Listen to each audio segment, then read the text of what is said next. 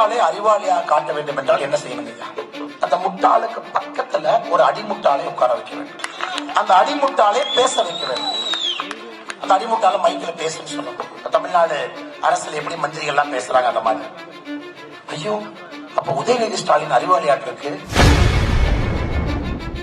திமுகவில் அடிமுட்டாள்கள் அமைச்சர்களாக இருப்பதாகவும் மாநிலம் முதல் ஊராட்சி வரை அனைத்து மட்டங்களிலும் குடும்ப ஆட்சி நடைபெறுவதாகவும் பாஜக மாநில தலைவர் அண்ணாமலை தெரிவித்துள்ளார். 2022ஆம் ஆண்டு 10ஆம் வகுப்பு தேர்வில் தமிழ் பாடத்தில் 55,000 பேர் ஃபெயிலானதிலிருந்தே இவர்கள் தமிழ் மொழிக்கு கொடுக்கும் இடத்தை அறிந்து கொள்ளலாம் என்றும் அண்ணாமலை கூறியுள்ளார்.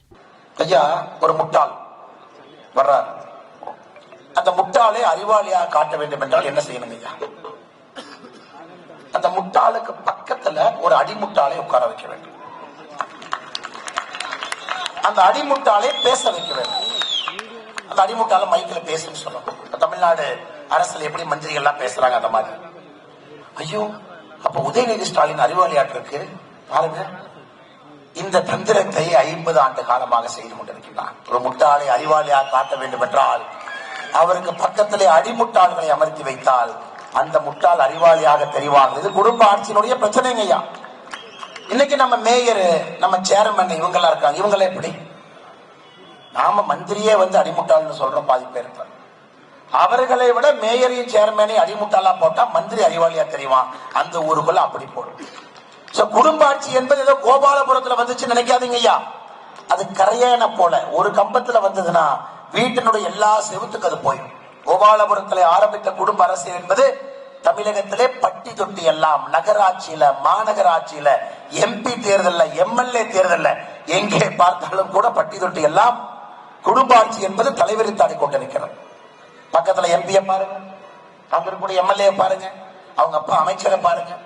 எங்கே பார்த்தாலும் கூட தற்குறிகள், எந்தவித தகுதியும் இல்லாதவர்கள் இன்னைக்கு ஆள்றாங்க. என்னங்க ஐயா உங்களுக்கு தெரியும்?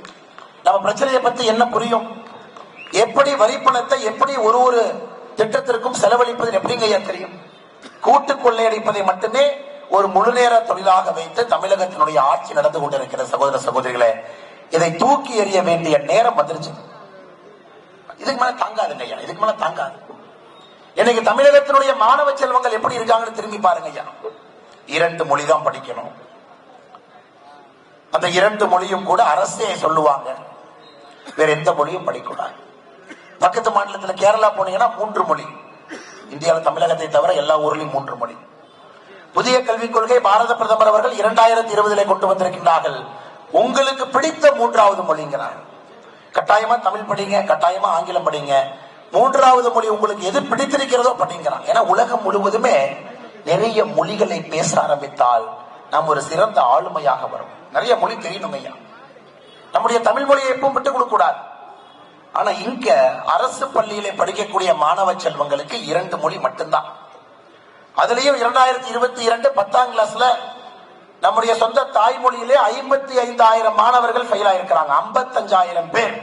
இந்தியாவில எந்த மாநிலத்திலும் தாய்மொழியிலே 55,000 பேர் இதுவரை ஃபெயில் ஆனது இல்லைங்க ஐயா. அப்ப நீ தமிழ் மொழி சொல்லிக் கொடுக்குற லட்சணத்தை பாருங்க ஐயா. தமிழ் மொழியை வைத்து வியாபாரம் செய்து 70 ஆண்டு காலமாக அரசியல் செய்து கொண்டிருக்கக்கூடிய திராவிட முன்னேற்ற கழகம் 2022 10ஆம் கிளாஸ் பரீட்சையில 55,000 பேர் தாய்மொழியில ஃபெயில் ஆயிருக்கிறாங்க.